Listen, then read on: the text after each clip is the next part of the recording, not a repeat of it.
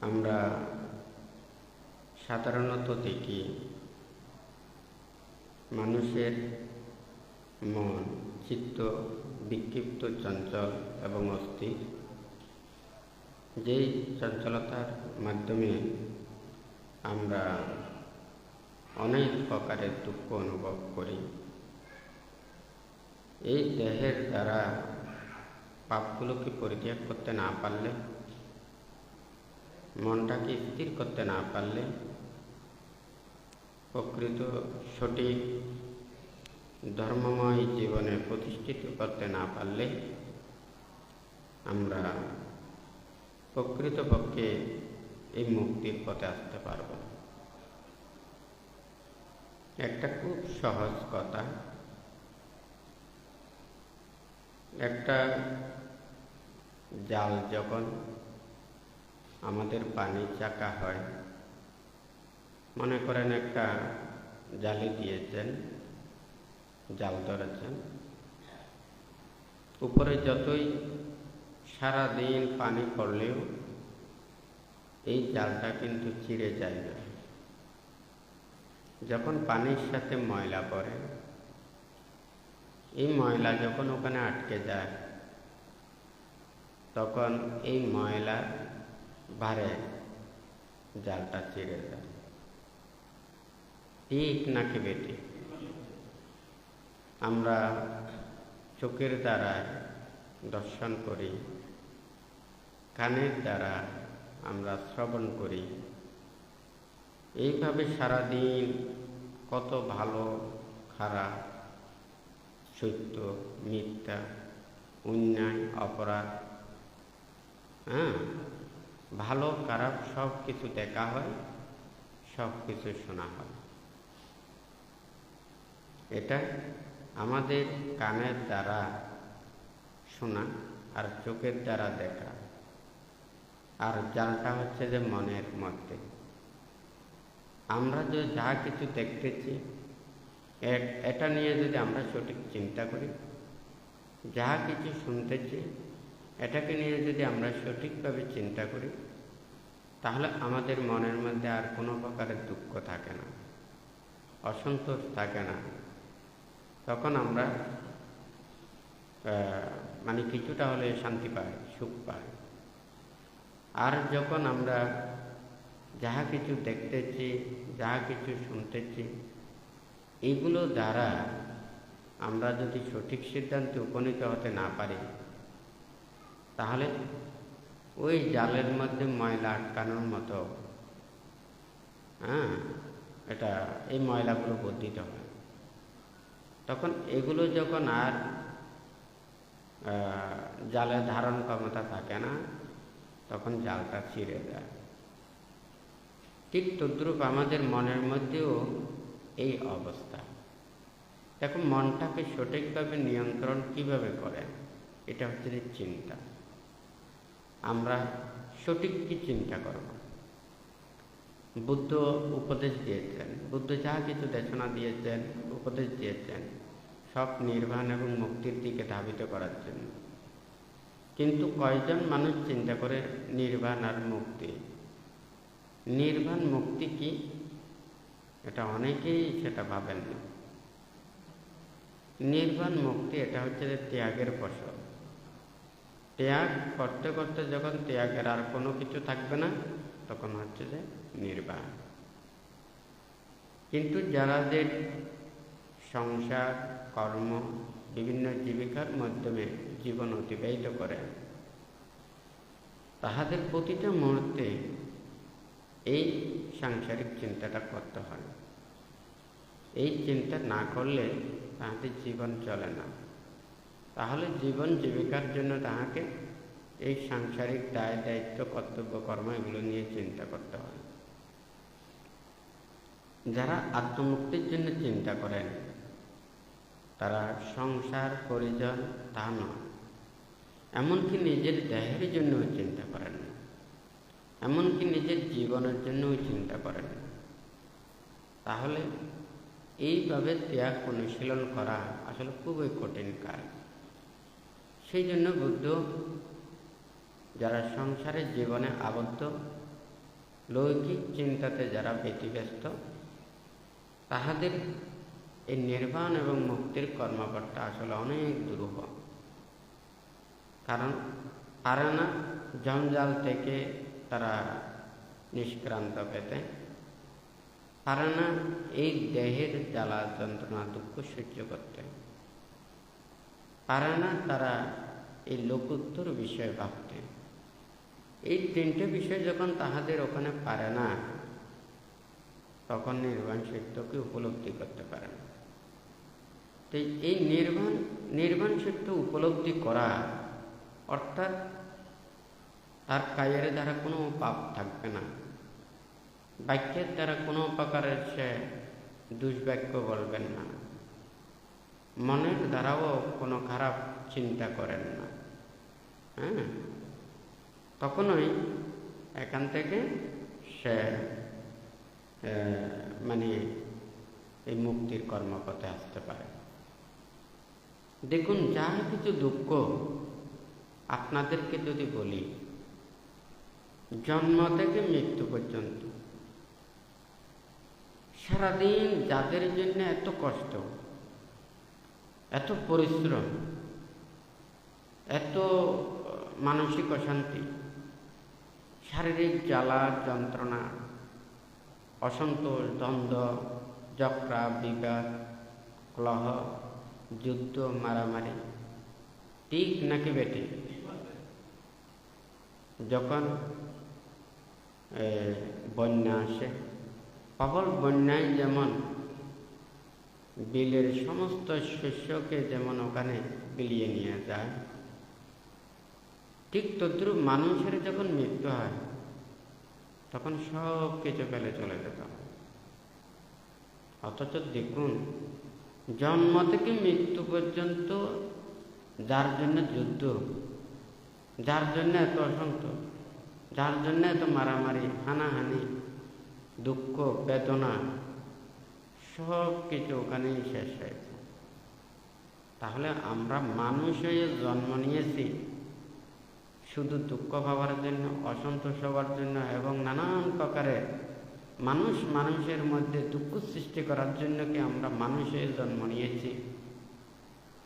যদি বলে যে মানুষ হয়ে জন্ম নিয়েছি শুধু বেঁচে থাকার জন্য, তাহলে তো অন্যান্য প্রাণীরা সবাই বেঁচে থাকে, ওনারাও তো আহার গ্রহণ করে, ওনারাও সংসার রচনা করে, কিন্তু তাহাদের মধ্যে তো এত মারামারি, হানাহানি, দুঃখ, জ্বালা যন্ত্রণা এতগুলো কি আছে? আপনারা বলুন তো।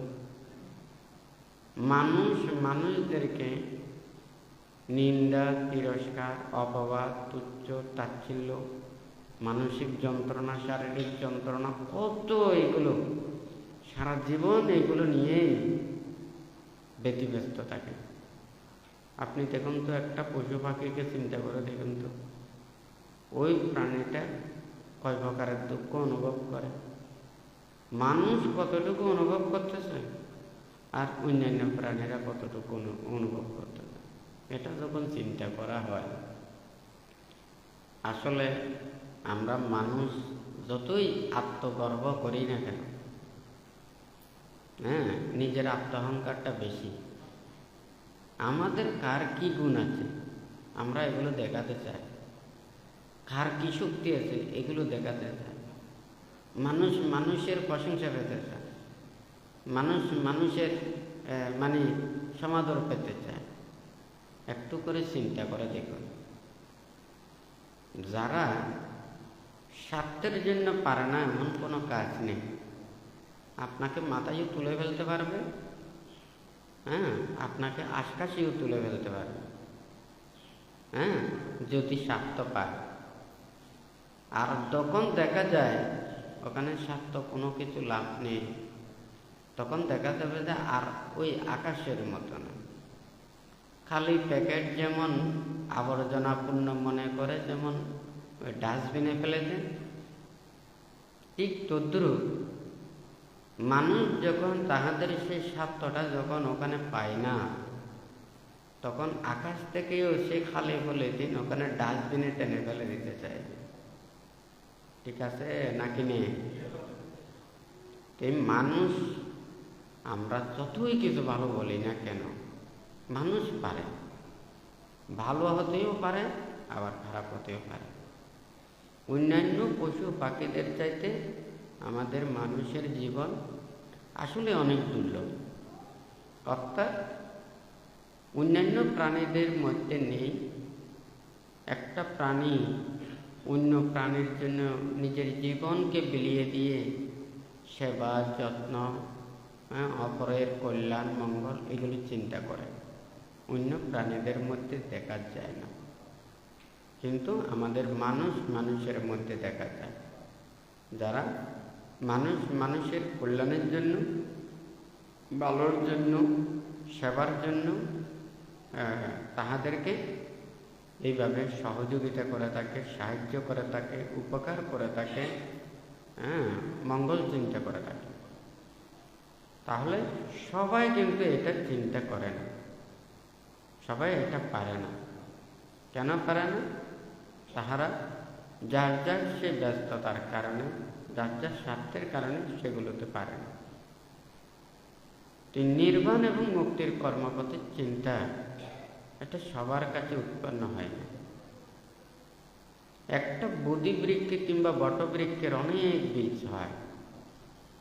দেখুন অন্যান্য যত ফল আছে সবচেয়ে বেশি ফল ধরে এই বটবৃক্ষে এবং বোধি বৃক্ষের ওখানে। ওই গাছে কিন্তু বেশি বীজ থেকে ওখানে চারা হয় না। যদি ওই বটবৃক্ষ এবং বোধি বৃক্ষের সব বীজ যদি চারায় রূপান্তরিত হতো, মনে হয় যেন পৃথিবীতে এত দ্রুত একটা বংশ বিস্তার করতো, ছড়িয়ে পড়তো, এখানে আর অন্য গাছ উঠার এই সময়টা স্থান আর পাওয়া যেত না। ঠিক নাকি বেঠিক? দেখা যায় ওখানে সামান্য, ওখানে যে কয়েকটা বীজ থেকে চারা হয় সেই গাছটা কিন্তু অনেক বিরাট আকার ধারণ করে। অগণিত প্রাণীর মধ্যেও শুধু এই মুক্তির কর্মপথে আসে, মুক্ত হয় খুব সামান্য সত্য। আর বাদ বাকি সত্যগুলো সবাই এই জন্ম, জরা, ব্যাধি, এই নানান প্রকার দুঃখের মধ্যে ওরা আবদ্ধ হয়ে থাকে, পরিক্রমা করতে থাকে। উপায়টা কি? এখান থেকে যদি মুক্তি চায়, আমাদের আশা, আকাঙ্ক্ষা, প্রত্যাশা, কামনা, বাসনা, স্বার্থ এগুলো মন থেকে পরিত্যাগ করতে হবে। এগুলো যদি আমাদের মন থেকে যদি পরিত্যাগ করতে না পারি, তাহলে আমরা সুখ শান্তি লাভ করতে পারবো না। পৃথিবী আছে, অন্যান্য প্রাণীদের মধ্যে তো এত দুঃখ দেখা যায় না, কিন্তু আমরা মানুষের স্বার্থের জন্য করতে পারি না এমন কোনো কাজ নেই।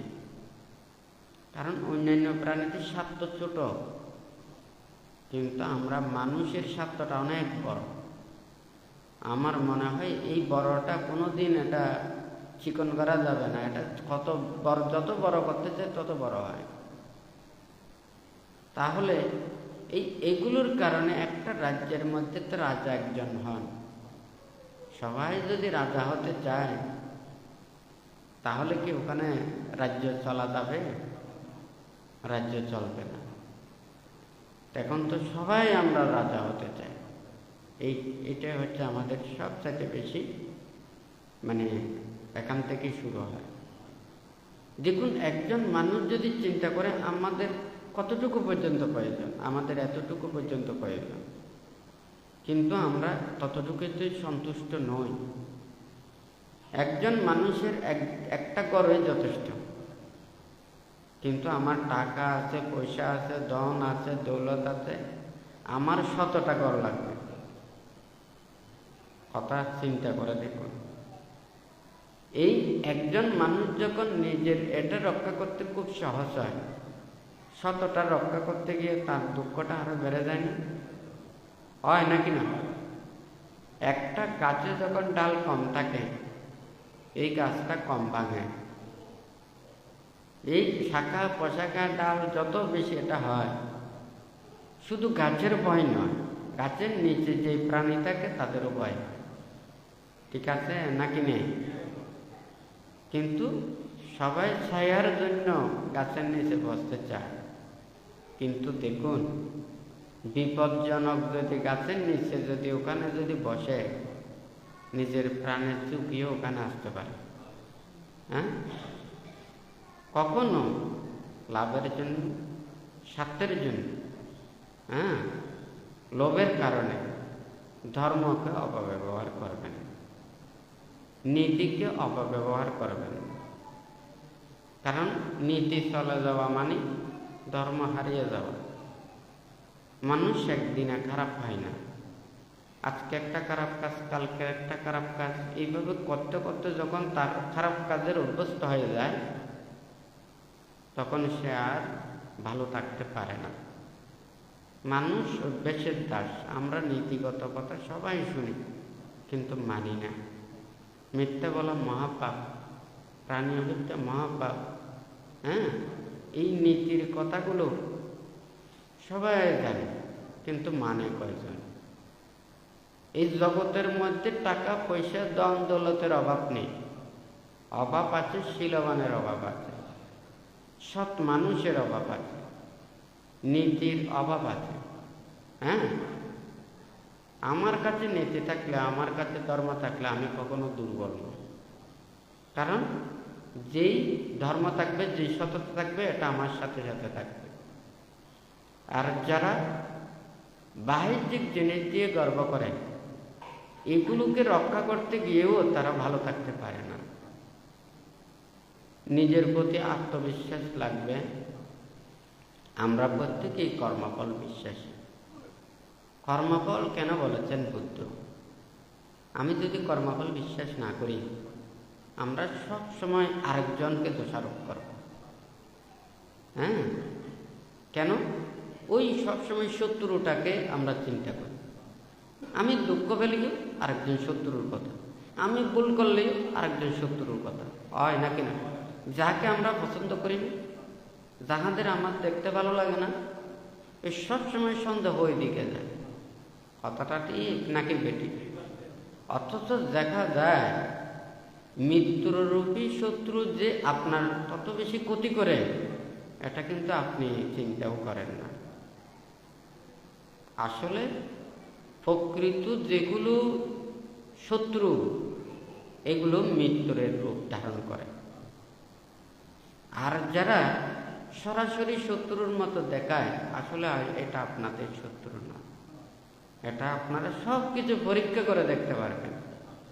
হ্যাঁ, যে মনে করে একটা সবুজ ব্যাঙ দেখা যায়, যাহাতে সাপে না দেখে সে কিন্তু সবুজ শ্যাওলার জায়গাতেই লুকিয়ে থাকে। ঠিক নাকি বেঠিক? শত্রুও কিন্তু লুকিয়ে থাকে, যে মিত্রের ভাব ধারণ করে। আর যে আসলে সরাসরি শত্রুতা দেখায়, এ শত্রু নয়, এ হচ্ছে মিত্র। আর প্রকৃতি শত্রুগুলো, এগুলো মিত্রের ভাব ধারণ করে ওখানে লুকিয়ে রাখে। আপনাদেরকে মাঝে মধ্যে দেশনায় বলি, হ্যাঁ, যার যেটা দুর্বলতা থাকে সেই দিকে মনটা সবসময় ওখানে পড়ে থাকে। হ্যাঁ, আপনাদের যদি পোশাক যেদিকে ফাটা থাকবে, মন থাকবে ওই দিকে। ফাটাটা যাতে কোনো মানুষ না দেখে, ছেঁড়াটা যাতে কোনো মানুষ না দেখে। কথা সত্য না মিথ্যা? তাহলে আপনার শত্রু কি চাইবে আমাকে আরেকজনের শত্রুর রূপে জানুক? হ্যাঁ, সেই কথা কি চাইবে? সে চাইবে আমাকে মিত্র রূপে জানুক। সেই জন্য প্রকৃত যেগুলো শত্রু, এগুলো মিত্রের ভাব ধারণ করে। যাই হোক, ধর্ম উপদেশ দেওয়া মানে এই নয় যে আপনাদেরকে এখানে সুন্দর সুন্দর জাতক বলবো, কাহিনী বলবো, মজার মজার কথা বলবো, হ্যাঁ, আপনাদেরকে হাসাবো, আপনাদেরকে আনন্দ দিব, হ্যাঁ, মিথ্যা আশ্বাস দিব, অনেক সুখের কথা, অনেক পুণ্যের কথা আপনাদেরকে বলবো, এটা নয়। একজন ডাক্তার যখন চিকিৎসা করে, উনি চাইবেন যে ওর রোগটা নিরাময় করা। ওর নিরাময় করতে না পারলে এই চিকিৎসার কোনো সার্থকতা নেই।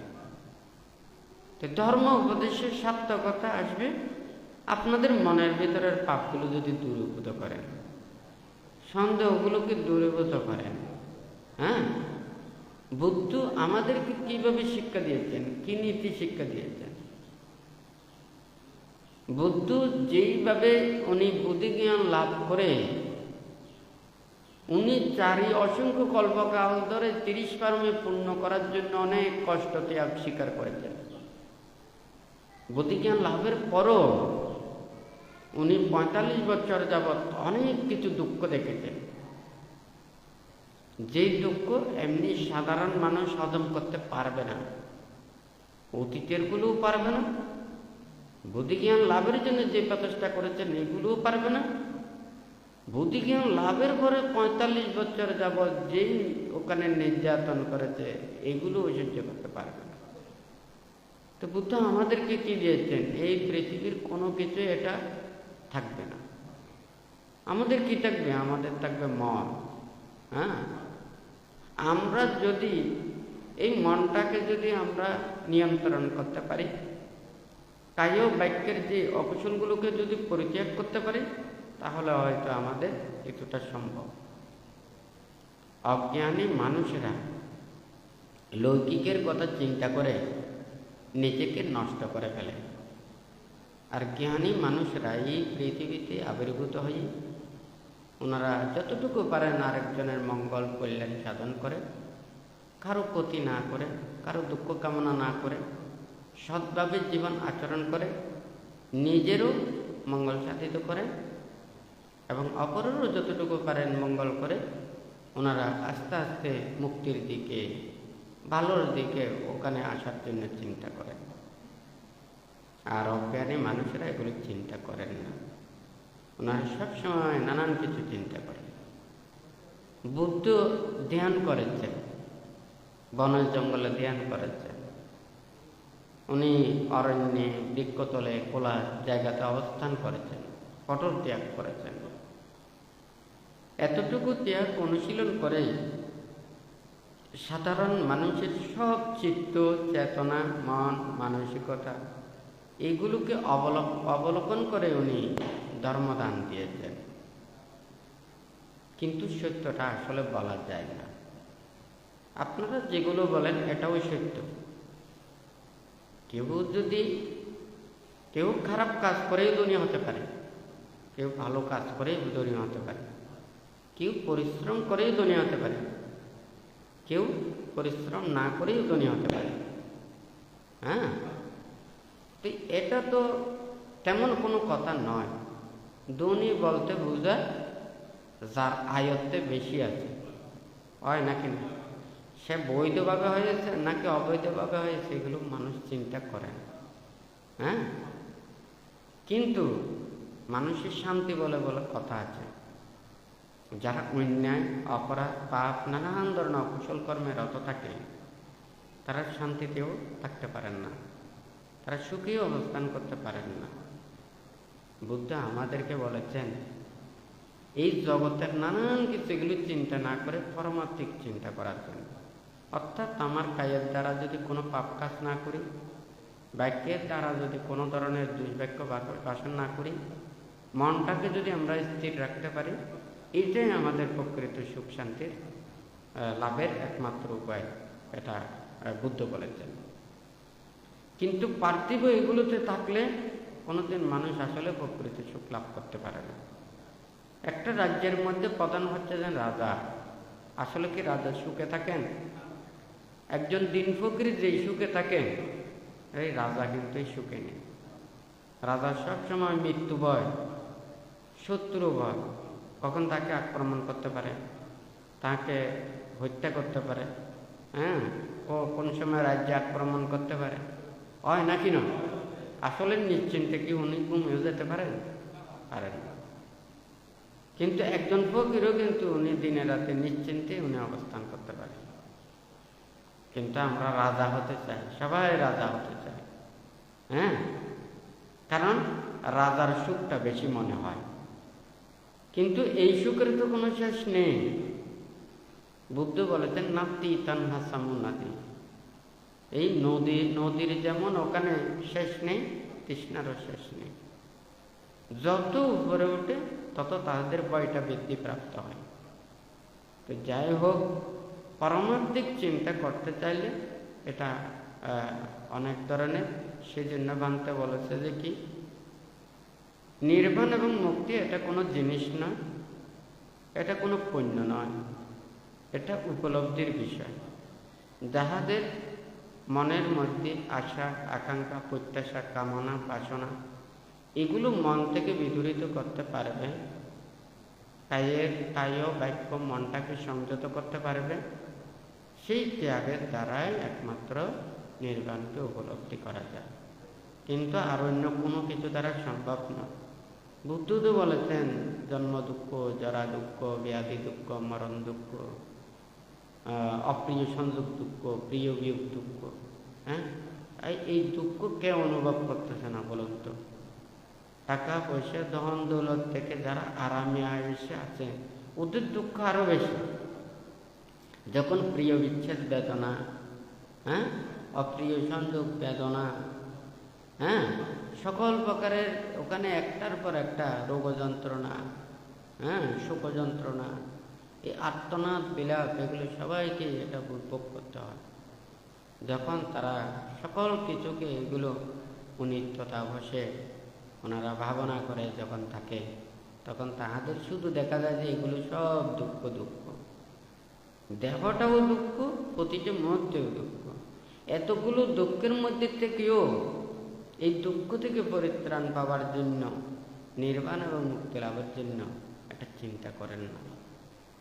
আসলে এটা ভাবার জন্য তাহাদেরকে চিন্তা করা উচিত।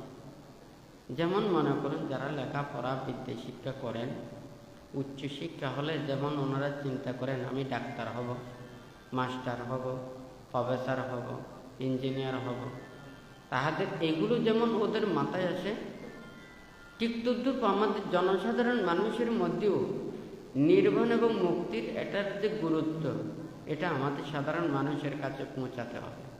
কিন্তু আমরা সাধারণ মানুষের কাছে এটা পৌঁছাই না। আমরা শুধু যার যার স্বার্থের কথা চিন্তা করে শেষ। হ্যাঁ, আমাদের লাভের কথা চিন্তা করে, স্বার্থের কথা চিন্তা করে, এগুলো চিন্তা করে শেষ। ধর্ম কাজ কি? আমরা বিহারে গিয়ে বন্দনা করবো, সঙ্গদান, অষ্টপরিষ্কার দান করব, ফালাস সোয়েন, তিথি সোয়েন, নানান ধরনের এগুলো কাজ করব। এগুলো করে আমার ধর্ম শেষ হয়ে গেছে, এইটাই মনে করে এখন আমাদের ধর্ম শেষ। তুই বুদ্ধি এগুলো তো সব পুণ্যের কাজ, আপনি পুণ্য কাজ করেছেন, এটা সত্য। কিন্তু নির্বাণ বলে মুক্তি বলে যে কথা আছে, নির্বাণ মুক্তি কি? এটা তো জন্ম নিরোধ নয়, সংসার মুক্ত নয়। প্রতিটি মুহূর্তে এটা দুঃখ পেতে হচ্ছে, কষ্ট পেতে হচ্ছে। কোন মানুষ চিরসুখী বলুন তো? হ্যাঁ, একজন মানুষও তো ওখানে যতক্ষণ পর্যন্ত চতুরার্য সত্যকে দর্শন করতে না পারবে ততক্ষণ পর্যন্ত ওরা এই মানে প্রকৃত সুখের দিকে আসতে পারে না। আর যারা এই প্রকৃত সত্যকে দর্শন না করে ওনারা কি সুখে আনন্দে, আমাদের কোনো অভাব নেই, টাকা পয়সা ধন দৌলত, ঘুরতেছি, আনন্দ করতেছি, আমোদ প্রমোদ করতেছি, যা ইচ্ছা তা করতেছি। দেখো, এটা তো নিজেদের মনটাকে একেবারেই ওখানে আকাশে ছেড়ে দিয়েছে, এটাকে টানতে পারবেন না। যখন টান দেবেন এটা ছিঁড়ে যাবে। আপনাদেরকে নির্বাণ এবং মুক্তির কর্মপথের এই যখন এইভাবে ত্যাগের কথা বলবে, বিরাগের কথা বলবে, মানুষ ওইদিকে শুনতে চাইবে না। এখন আমোদ প্রমোদ সুখের লাভের স্বার্থের যখন বলবে ওইদিকে করে মানুষ, হ্যাঁ, সবাই লাইন ছুটবে করে। তো যাই হোক, সবাইকে একেবারে টেনে ধরে নির্বাণে নেওয়াটাও ঠিক হবে না। হ্যাঁ, নির্বাণের জ্ঞান আস্তে আস্তে অর্জন করতে হবে, এটা বোঝার মতো ক্ষমতা অর্জন করতে হবে। হ্যাঁ, তখন ওই যাহাদের চেতনা উৎপন্ন হবে, যেমন করে চতুর্পাশে যদি আগুন লাগাইয়া দেয়, যাদের প্রাণ রক্ষা পেতে চায় সে যেমন আত্মনাদ করবে ওখান থেকে বাইর হওয়ার জন্য, 31 প্রকার লোকভূমিকে এইভাবে অগ্নিকুণ্ড যারা মনে করবে, এখান থেকে পরিত্রাণ পাওয়ার জন্য যারা মুক্তির জন্য চেষ্টা করবে, এই তাহাদেরকে এই নির্বাণের কথা বললে তাদের ভালো লাগবে। অর্থাৎ সংসারে আপনারা যখন দুঃখ, বেদনা, অশান্তি, নানান প্রকারের এগুলো যখন ভোগ করবে, খাইয়া যখন এই দুঃখগুলোকে দেখবেন, চতুর্ভাগে যখন দুঃখগুলোকে দেখবেন, তখন এই বুদ্ধের কাছে আসবেন। এর আগে এই বুদ্ধের কথাগুলো ভালো লাগবে না। বুদ্ধি জ্ঞান লাভের পরে বুদ্ধ আসলে মানুষের কাছে দেশনা করতে চায়নি, উপদেশ দিতে চায়নি। কেন চায়নি? কারণ মানুষেরা এটা গ্রহণ করতে চাইবে। কতজনে কত কিছু কথা বলে। দেখুন, শুধু 5টা শীল রক্ষা করতে পারে না, তারা কিভাবে 10টা শীলের, 8টা শীলের, 227 শীলের গুরুত্বটা বুঝবে যে 5টা শীল রক্ষা করতে পারে না। এটা কি আপনি বুদ্ধকে চতুর্দিকে যদি পরীক্ষা করেন, বুদ্ধ নাকি বুদ্ধ হয়ে গেছে, একটা চতুর্দিকে যদি পরীক্ষা করে বুদ্ধের কি চোখ 2টা আছে না 4টা আছে, খান 2টা আছে না 4টা আছে, দেখা যায় আমারও 2টা চোখ, বুদ্ধেরও তো 2টা চোখ, আমারও তো 2টা কান, বুদ্ধেরও তো 2টা কান, আমারও তো 2টা হাত, বুদ্ধেরও তো 2টা হাত, আমারও তো 2টা পা, বুদ্ধেরও তো 2টা পা। উনি তো বুদ্ধ হয়ে গেছে, আমিও তো বুদ্ধের চাইতে তো কম না। বুদ্ধ বসে থাকতে পারলে আমিও বসে থাকলে তো বুদ্ধ হওয়া যায়। বুদ্ধ এমনি বুদ্ধ হয় না। উনি 4 অসংখ্য কল্পকাল ধরে 30 পারমে পূর্ণ করেছেন। শেষ জন্মেও 6 বছর কঠোর ধ্যান করেছেন। এরপরে উনি 45 বছর যাবৎ যেই ধর্ম দান করতে গিয়ে কায়ের কিঞ্চিত মাত্র দুঃখ বেদনা সে অনুভব করে না। পরিনির্বাপিত হওয়ার পূর্বে উনি বৃক্ষতলে গিয়ে উনি পরিনির্বাপিত হয়েছেন। ঠিক নাকি বেটি? আরাম আয়েস সব কিছু পরিত্যাগ করে ত্যাগটাকে দেখেছেন। উনি যতক্ষণ পর্যন্ত পরিনির্বাপিত না হয় ততক্ষণ পর্যন্ত এই ত্যাগের মধ্যে থেকেই উনি মুক্তির পথে, সবাইকে মুক্তির পথে আনিয়েছেন। হয় নাকি না? এখন বুদ্ধকে চতুর্দিকে দেখলে কি বুদ্ধ হওয়া যাবে? বুদ্ধির জ্ঞান অর্জন করতে হবে। শীল সমাধি প্রজ্ঞার পরিপূর্ণতা অর্জন করতে হবে। এখানে দৌড়ের কোনো কিছু নেই, এটা মনের দৌড়টাই লাগবে। আপনার কাজের দ্বারা পাপ করবেন না, বাক্যের দ্বারা কোনো প্রকারের অন্যায় এগুলো বাসন করবেন না। মনটাকে স্থির করবে, ধর্মে অবিচল থাকবেন, সত্যে অবিচল থাকবেন, অন্যায় পাপ কর্মে রত হবেন না। সেই ধীর স্থির করতে না পারলে ওখানে জ্ঞান লাভ সম্ভব নয়। মানুষকে পারে, আমাদের হাত আছে, আমাদের পা আছে, আমাদের গায়ের কিন্তু কোনো শক্তি নেই। গায়ের শক্তি আছে শুধু চলার মতো শক্তি, এর চাইতে আর অন্য কোনো কিছু করার শক্তি আমাদের নেই। বুদ্ধরও ঠিক সেইভাবেই বুদ্ধ উপদেশ দিয়েছে। তাই এই ত্যাগের কর্মপথে আসতে না পারলে, দেখুন এখানে বানতে বেশি কথা বলতে চাই না, এই যে মিডিয়ার ব্যাপারে বানতে মিডিয়াতে দেশনা করতে চায়। এই 30 জন মানুষ আসবেন, 40 জন মানুষ আসবেন, আমি প্রত্যেক দিন ওখানে সুন্দর সুন্দর দেশনা দিয়ে ওখানে সারা দেশ দুনিয়া, এটা আমার পছন্দ নয়। মিডিয়া ভালো না। মিডিয়া এইটা হচ্ছে যে যেমন মনে করুন একজন আচরণ না করেও একেবারে খুব সুন্দর সুন্দর মলায়নভাবে ওনাকে বলতে পারে, মনে হবে যেন একেবারে ওই নাটক সিনেমা আছে না, ওখানে কত অভিনয় করে না। অভিনয় যখন করে, সে যখন রাজার অভিনয় করে মনে হয় যেন সে রাজা হয়ে গেছে। যখন ওখানে ফকিরের অভিনয় করে যেন মনে ফকির হয়ে গেছে। অভিনয়টা সে ধরনের। আপনি যদি অভিনয় করেন, আপনাকে তো ওখানে মিডিয়ার সামনে যদি অভিনয় করেন, আপনাকে মানুষ জানবে যে কি এটা মনে হয় ঠিক, মিডিয়াটা খারাপ। হ্যাঁ, সেজন্য প্রকৃত সত্যটাকে ওখানে বিকৃত করতে পারে, কিন্তু বাস্তব যেটা এটাকে ওখানে বিকৃত করতে পারে না। সেই জন্য ভান্তে ধর্ম ওখানে মানে মিডিয়ার মাধ্যমে ধর্ম ওইভাবে প্রচার করার এই দিকে ভান্তে মোটেও আগ্রহী না, কারণ এগুলো মানুষ বিভ্রান্ত হবে। হ্যাঁ, আজকে দেখুন তো একজন মানুষকে এমনি চেনা যায়, মিডিয়াতে ঢুকিয়ে ফেললে মনে করেন ছবি তুলেছেন, মোবাইলের মধ্যে ওটা কালোকে ফর্সা করে ফেলতে পারবেন, ফর্সাকে কালো করে ফেলতে পারবেন।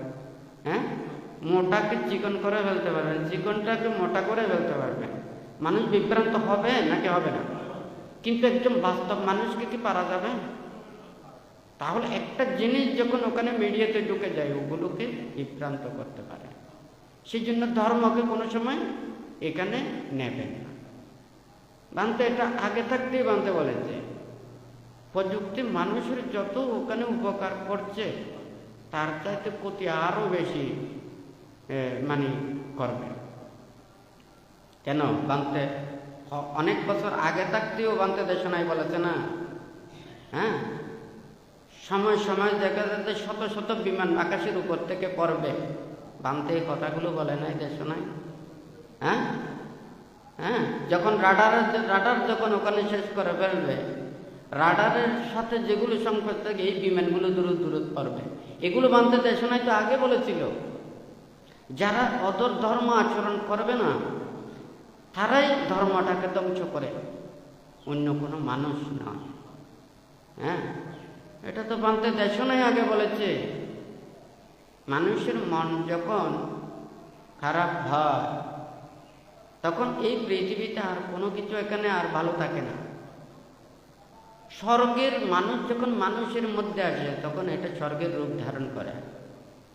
স্বর্গ কোথায়? আমাদের মনেই তো স্বর্গ, মনেই তো নরক।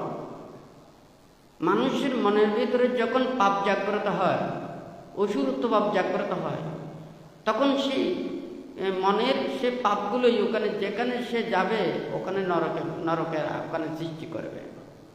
আর মানুষের মনে যখন ওখানে ভালো চেতনা জাগ্রত করবে, সৎ চেতনা জাগ্রত করবে, কুশল চেতনা জাগ্রত করবে, তখন ওটা যদি নরকেও যদি যায়, ওটা নরক থাকবে না, এটা স্বর্গে রূপান্তরিত হবে। বানতে এই মিডিয়াকে আগে থাকতেও সাবধান করে দিয়েছে, মিডিয়াকে কেউ বিশ্বাস করবে না, কারণ এটা আমাদের যতই প্রয়োজন হয় বটে। বানতে সবাইকে বলেছেন যতটুকু সম্ভব এগুলো থেকে দূরে সরা। অর্থাৎ আমরা নিজেদের দেহের যজ্ঞগুলোকে সহ্য করতে পারছি না, নিজেকে নিয়ন্ত্রণ করতে পারছি না। আমরা দেশ দুনিয়ার সব কিছু চিন্তা করে আমাদের কোনো লাভ আছে? হ্যাঁ, বরঞ্চ এগুলো চিন্তা করে নিজের মনটাকে অস্থির করা। হ্যাঁ, আপনি যদি কাউকে উপকার করতে পারেন করেন, কারো কল্যাণ করতে পারেন করেন, কাউকে সৎ উপদেশ দিতে পারেন তাহলে ওখানে সৎ উপদেশ দেয়, কাউকে ধর্মপথে আনাতে পারেন তাকে ধর্মপথে আনা, ধর্ম তো খারাপ বলে না। তাহলে মানুষ যে নীতির পথে আসতে চাইলে এটা কিন্তু আমরা পারি। দেখুন, কেউ ওখানে এই পাপ এবং অন্যায় কর্মবাদের দিকে যাবেন না। নিজের প্রতি আত্মবিশ্বাস রাখতে হবে, ধর্মের প্রতি শ্রদ্ধা ভক্তি বিশ্বাস এটা রাখতে হবে। যারা কর্মফল বিশ্বাস করবেন না, জন্ম জন্মান্তর বিশ্বাস করবেন না, যারা নির্বাণ মুক্তি বিশ্বাস করবেন না, তাহাদেরকে বলে কোনো কিছু লাভ নেই। কারণ আমরা যদি কোনো কিছু যদি ন্যায়ের পথে আসতে চাই, সত্যের পথে আসতে চাই, আমরা যদি ভালো কিছু পথে আসতে চাই, আমাদেরকে কিছু ছাড় দিতে হবে। হ্যাঁ, কিছু আমাদের বিশ্বাস করতে হবে। আমরা যদি কেউ যদি মনে করি যে আমরা যা কিছু কষ্ট পাচ্ছি দুঃখ পাচ্ছি আরেকজনে দিচ্ছে, এই কথাটা সঠিক নয়। আমরা নিজেরাই সৃষ্টি করছি, এইটাই আমাদের সত্য।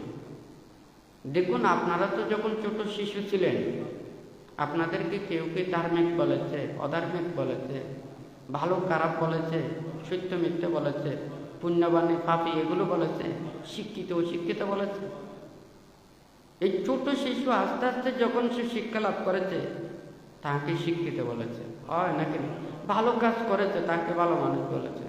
হ্যাঁ, আবার যারা খারাপ কাজ করেছে তাদেরকে খারাপ বলে। কিন্তু মানুষ যাহা বলে এটা দিয়েই মানুষ পরিচিতি হয়। কেউ কেউ বলেছে না আমি খারাপ কাজ করবো, আমাকে ভালো বলতে হবে। হ্যাঁ, আমি যতই খারাপ কাজ করি না বলে আপনারা সবাই আমাকে শুধু ভালো বলবেন, আমি তো ভালো হয়ে গেছি, কারণ সবাই আমাকে ভালো বলে, হয় নাকি না?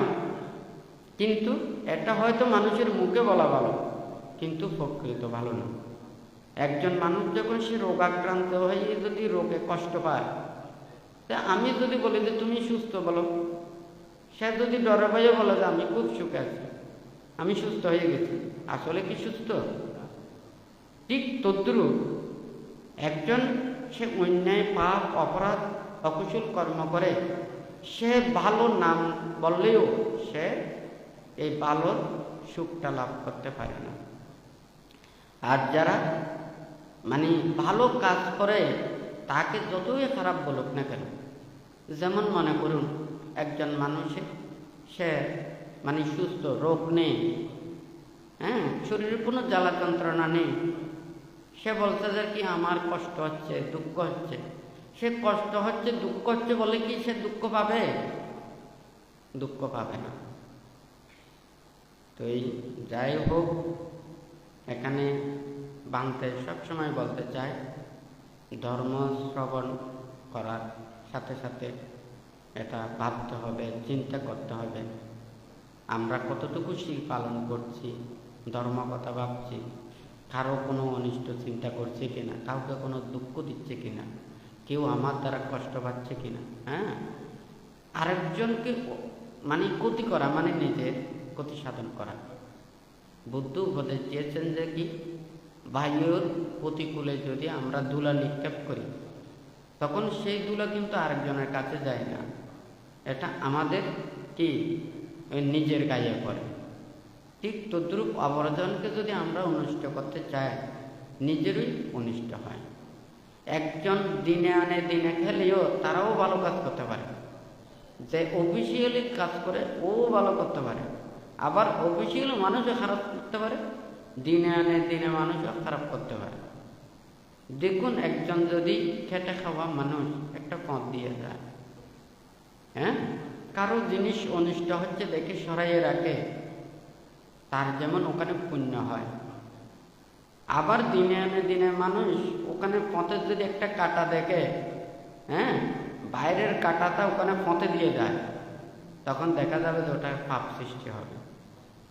সে দিনে দৈনিক কর্মচারী হোক, সে প্রভাবশালী হোক, মনের যখন পাপ চেতনা উৎপন্ন হয়, সে উভয় জায়গাতে পাপ করতে পারে। আর মনের মধ্যে যদি একটা ভালো চেতনা জাগ্রত হয়, সে এই দিনের শ্রমিক থেকে শুরু করে উপরে সবাই ভালো কাজ করতে পারে। তাহলে মনটাই ভালো লাগবে, মন ভালো থাকলে তারা সবাই ভালো কাজ করতে পারে। ধর্ম চেতনা রাখা, ধর্ম কথা বলা, ধর্ম চিন্তা করা, ধর্ম পথে চলা, তা আমরা তো সবাই সুখের জন্য, আর দুঃখ পাওয়ার জন্য নাকি? ধর্ম পালন করতেছে কিসের জন্য? সুখের জন্য। তবে এই সুখ এখানে ওখানে পরবর্তীতে দুঃখ প্রদান করবে না। আর পার্থিব জগতের যেগুলো আছে এগুলো আমাদেরকে এখন হয়তো সুখ দিতে পারে, পরবর্তীতে আমাদেরকে এটা আরো বেশি দুঃখ প্রদান করবে। যেমন মনে করুন একটা যখন ওখানে কাটা বড়শি আছে না, বড়শি ঢুকতে যতটুকু কষ্ট, এটা টেনে ওখানে বাইর করতে তার চাইতে বেশি কষ্ট। হ্যাঁ, আপনারা পার্থিব জগতে সবগুলোতে দেখেন, আপনাদের প্রিয় আপন মানুষ যখন দেখা হয় কত খুশি আনন্দ না, যখন সে চলে যায় তখন আপনাদের তার চাইতেও বেশি দুঃখ উৎপন্ন হয় নাকি না? কিন্তু আমরা এটাকে আনন্দ মনে করতেছি, কিন্তু এটাই যে দুঃখ।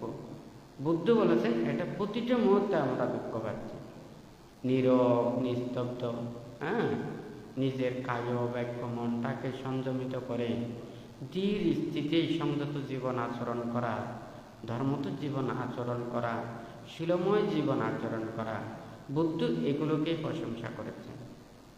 শত বছর দুশীলময় জীবন আচরণ করার চাইতে একদিনের শীলময় জীবনও বুদ্ধ শ্রেষ্ঠ বলেছেন। হয় নাকি না?